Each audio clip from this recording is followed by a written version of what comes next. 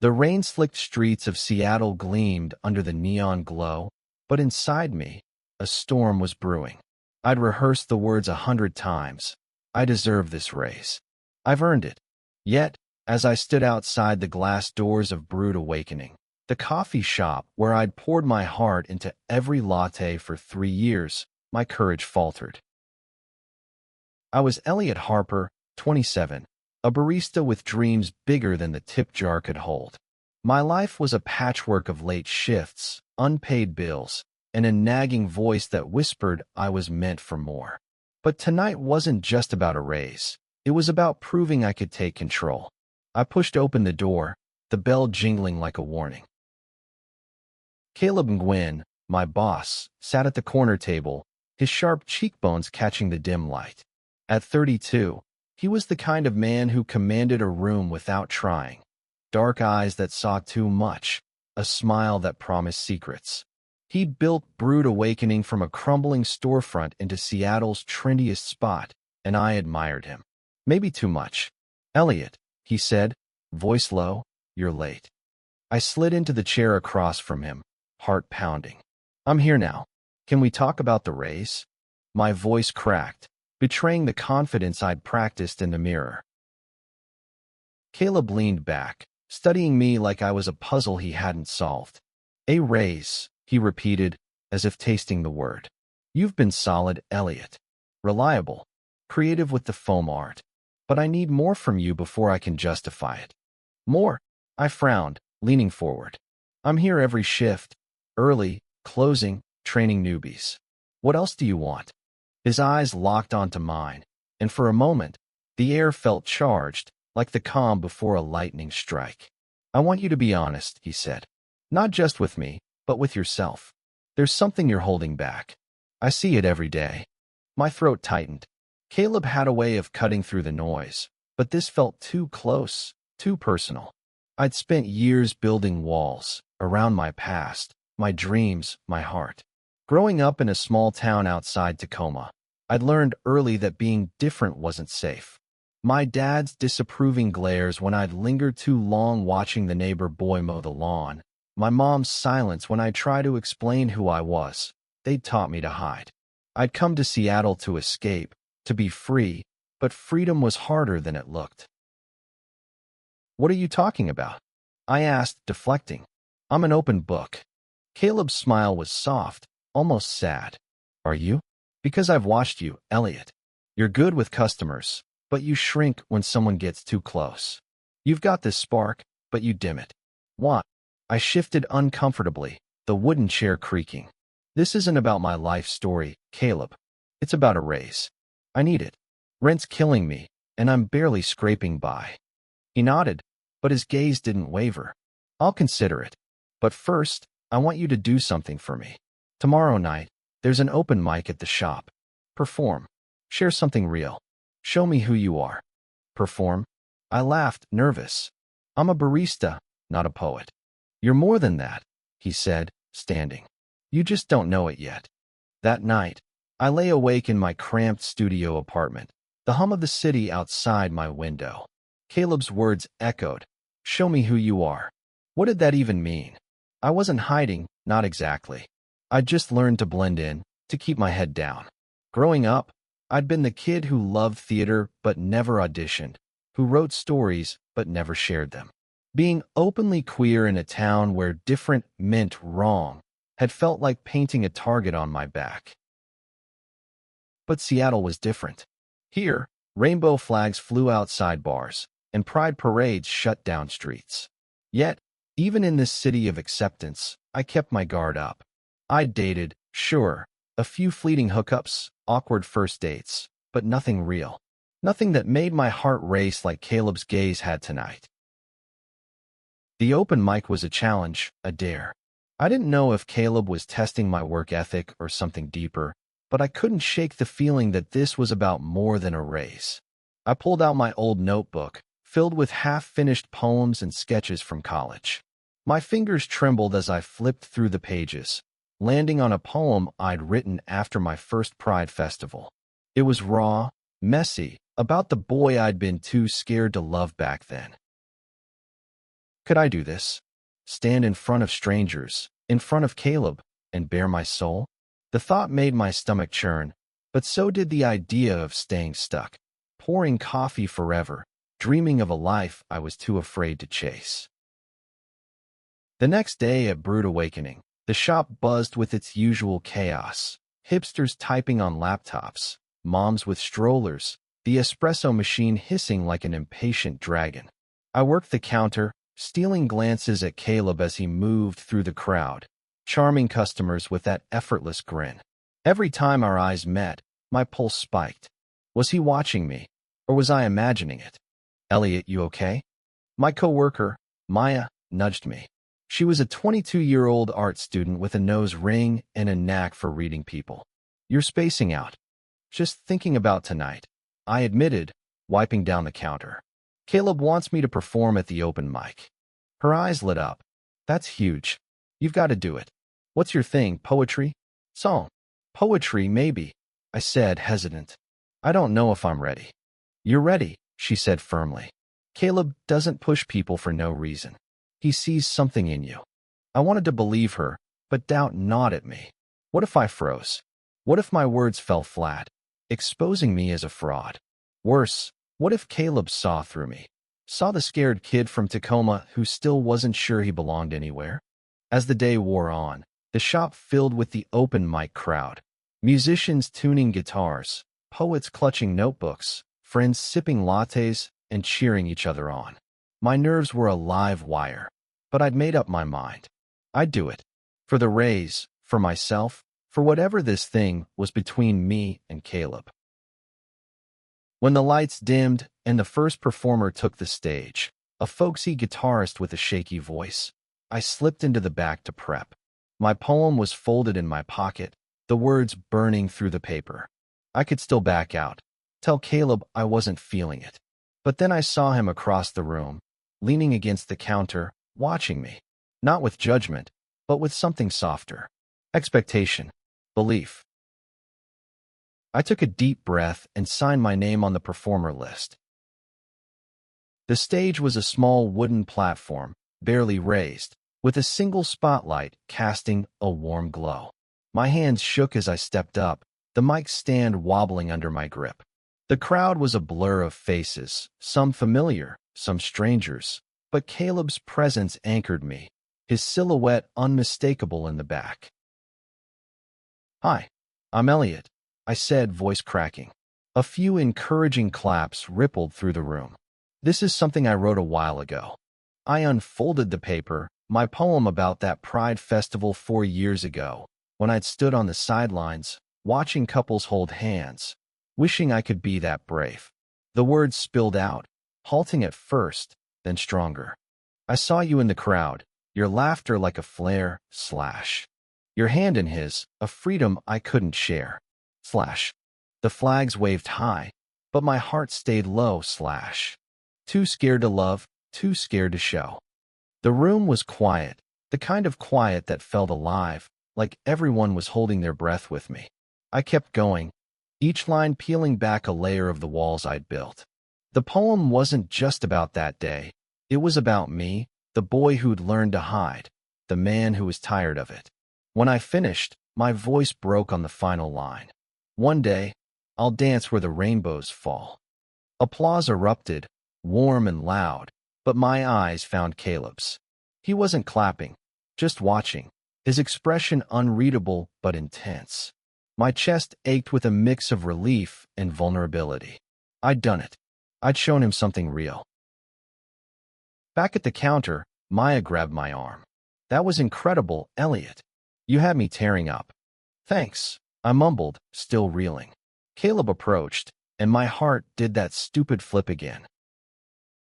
"That was brave," he said simply. "I didn't know you had that in you." "Neither did I admitted, half laughing. "So, about that race." He chuckled, but his eyes were serious. "We'll talk tomorrow. For now, just keep being that guy up there." The rest of the night passed in a blur. Customers congratulated me, strangers bought me drinks, and for the first time, I felt like I belonged in this city. But Caleb's words lingered, a puzzle I couldn't solve. What did he want from me? And why did his approval matter so much? The next morning, I woke with a strange mix of pride and dread. The open mic had been a high, but now reality crept back in. Bills, rent, the grind. I needed that raise, but Caleb's challenge had shifted something in me. I wasn't just fighting for money anymore. I was fighting for myself. At the shop, Caleb was already there, steaming milk for an early customer. "Morning," he said, glancing up. "Feeling okay after last night?" "Like I ran a marathon naked," I said, tying my apron. "But yeah, I'm good." He laughed, a sound that warmed the room. "You should be proud. You surprised a lot of people." "Including you?" I asked, half teasing, half hoping. "Especially me," he said, and there it was again. That look, like he saw parts of me I hadn't dared to show anyone else. The day was hectic, but Caleb found me during a lull. "Let's talk," he said, nodding toward the back office. My stomach nodded. This was it, the raise or a polite rejection. The office was cramped, cluttered with coffee bags and paperwork. Caleb leaned against the desk, arms crossed. "Your performance last night, it was raw, Elliot. Honest. That's what I meant about showing me who you are." I shifted, uneasy. "I don't get it. Why does that matter for a raise?" "Because I don't just need a barista," he said. "I need someone who can connect, who can make this place more than just coffee. You've got that, but you've been holding back. I want you to step up, maybe manage the shop on weekends, lead the open mic nights." "Manage?" I blinked, caught off guard. "That's a lot." "It is," he agreed. "But I think you're ready.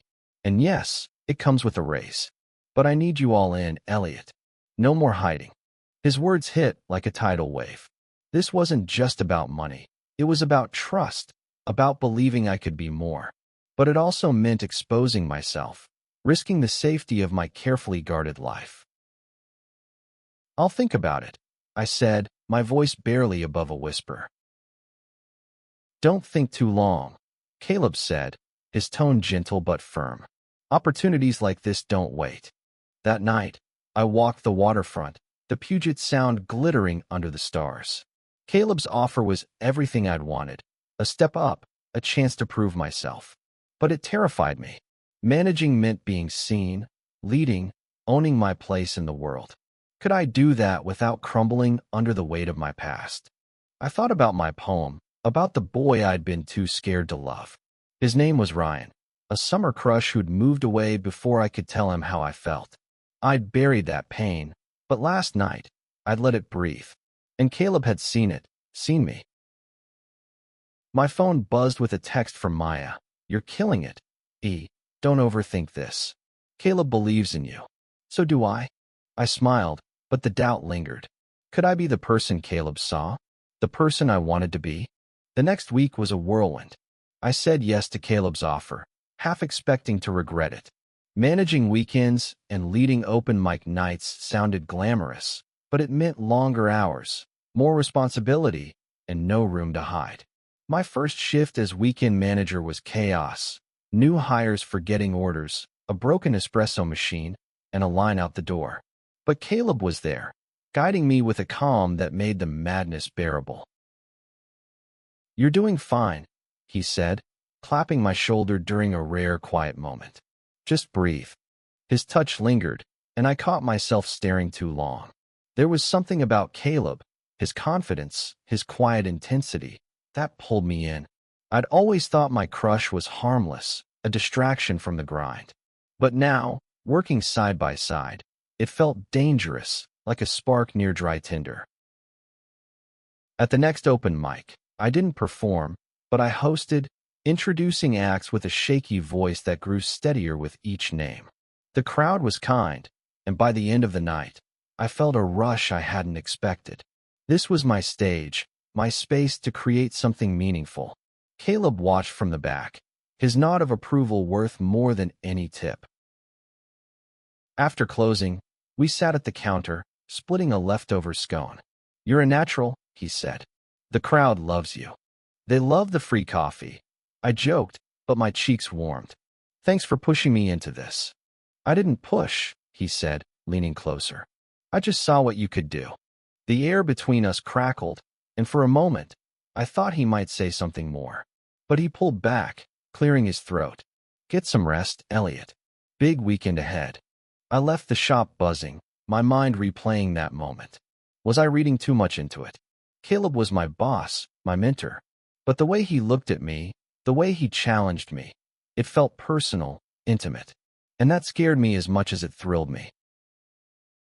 Days turned into weeks, and I settled into my new role. The raise helped. Bills were less suffocating, and I could finally afford a decent pair of shoes. But the real change was inside. I was more open, laughing with customers, joking with Maya, even sharing bits of my poetry during slow shifts. Seattle felt less like a city I was surviving and more like a home. Still, Caleb's presence was a constant pull. We'd work late, restocking supplies, talking about everything. Music, dreams, the time he backpacked through Vietnam to find himself. He never mentioned a partner, and I never asked. But the unspoken tension grew, a current I couldn't ignore.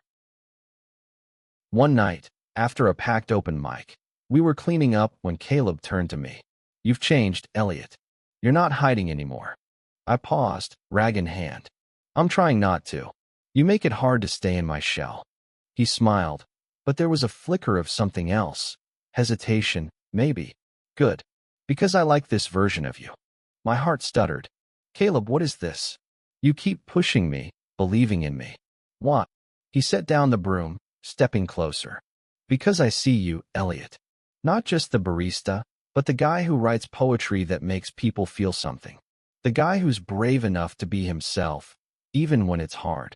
I swallowed, my voice barely a whisper. And what if being myself means wanting things I shouldn't? His eyes darkened, and for a moment, I thought he'd close the gap between us. But he stepped back, running a hand through his hair. We should finish closing, he said, voice tight. I nodded, disappointment heavy in my chest. Whatever this was, it wasn't simple, and I wasn't sure I was ready for it. The next day, Maya cornered me. Okay, Spill. What's going on with you and Caleb? Nothing, I said too quickly, focusing on steaming milk. She raised an eyebrow. Right? Because the way you two look at each other is totally platonic. I sighed, turning off the steamer. It's complicated. He's my boss. And you're into him, she said, grinning. Come on, Elliot. You're finally living a little. Don't stop now. Her words stuck with me. I was living, wasn't I? Taking risks, being honest. So why was I still holding back with Caleb? The tension with Caleb simmered, unspoken but ever present. We danced around it. Long glances, accidental touches, conversations that lingered too long. I wanted to ask him outright, to know if this pull was mutual, but fear held me back. What if I was wrong? What if I ruined everything? One rainy evening, the shop was quiet, the patter of rain against the windows a soft soundtrack. Caleb and I were alone, restocking pastries for the morning rush. The silence was comfortable, but heavy. Elliot, he said suddenly, his voice low, can I ask you something personal? I froze, a bag of croissants in hand. Sure. He hesitated, then met my eyes. That poem you read, about the boy at Pride, was it about someone specific? My heart raced. Yeah, a guy named Ryan. High school crush. I never told him how I felt. Caleb nodded, his expression soft. That must have been hard. Holding that in. It was, I said, surprised by my own honesty. But it's not just about him. It's about being afraid to want what I want. To be who I am. He stepped closer, close enough that I could smell his cologne, sandalwood, and coffee. And who are you, Elliot? The question hung between us, raw and real. I wanted to say it, to tell him I was falling for him, that he was the reason I was finally starting to feel alive. But the words caught in my throat. I'm figuring that out, I said instead, my voice shaking. Thanks to you. He smiled, but there was a sadness in it. I'm glad, but you don't need me to figure it out. You're already there. Before I could respond, the door jingled, and a customer walked in, breaking the moment. Caleb stepped back, and the distance between us felt like miles. The next open mic was different. I performed again, a new poem about Seattle, about finding home in a city that didn't care who you loved. The crowd cheered, but my eyes were on Caleb, who watched with a pride that made my chest ache. Afterward, he pulled me aside. "You're incredible up there," he said. "I'm thinking of making open mic a weekly thing. You in?" "Definitely," I said, grinning. "But only if you perform too." He laughed, surprised. "Me? I'm no poet." "Then tell a story," I said, bold. "You've got one. I can tell." His smile faded, replaced by something vulnerable. "Maybe I will. But not yet." I wanted to push, to know what he was holding back, but I let it go. For now. As weeks passed, my life felt fuller. I was writing more, connecting with customers, even planning a poetry workshop for the shop. But Caleb remained a mystery. He was warm, supportive, but always stopped short of crossing that line. I started to wonder if I'd misread him, if my feelings were one-sided. Then, one night, everything changed. It was a Friday, the shop packed with the usual weekend crowd. I was managing, juggling orders and complaints, when Caleb called me to the back. His face was serious, almost nervous, a look I'd never seen on him. "Elliot, I need to tell you something," he said, closing the office door. My stomach dropped. Was I in trouble? Had I messed up? "I'm leaving Brood Awakening," he said, and the world tilted. "I got an offer to open a new shop in Portland. It's a big opportunity, but it means I'm moving." I stared, speechless. "When?" "Next month," he said, his voice heavy. "I wanted you to know first. You've been near the heart of this place now." The heart of this place. His words should have felt like a victory, but they hurt. He was leaving, and I'd never told him how I felt. All the moments we'd shared, the looks, the talks, the almosts, felt like missed chances. "Caleb," I started, my voice breaking. "I need to say something." Don't," he interrupted, gentle but firm. "I know, Elliot. I've known for a while. And I feel it too." My breath caught. "Then why?" "Because I'm your boss," he said, pain in his eyes. "And because I'm leaving. I didn't want to make this harder for you." "It's already hard," I said, stepping closer. "You push me to be honest, to be myself. So here it is. I'm in love with you." The words hung in the air, raw and terrifying. Caleb's eyes softened, and for a moment, I thought he'd pull away again. But then he closed the distance, his hand cupping my face, and kissed me. It was everything, soft, urgent, a promise and a goodbye. When we pulled apart, his forehead rested against mine. "I'm sorry," he whispered. "I should have said something sooner." "Then don't go," I said, desperate. "Stay? We can figure this out." He shook his head, a tear slipping down his cheek. "I have to go? But you're going to do amazing things, Elliot. You don't need me to prove that." The next month was a blur. Caleb trained me to take over the shop, his presence a bittersweet ache. We stole moments, a coffee shared at dawn, a late-night talk about our dreams, but we both knew it was temporary. The day he left, the shop threw a farewell party. Maya sang a song she'd written for him. Customers toasted his success, and I gave a speech that barely hid my heartbreak. When it was over, we stood outside, the Seattle rain falling softly. "Promise me something," Caleb said, his voice low. "Keep writing. Keep being you. And when you're ready, come visit me in Portland." I nodded, unable to speak. He hugged me, tight and fierce, then walked away, his figure fading into the mist. Months later, I stood on the stage at Brood Awakening, now my shop to run.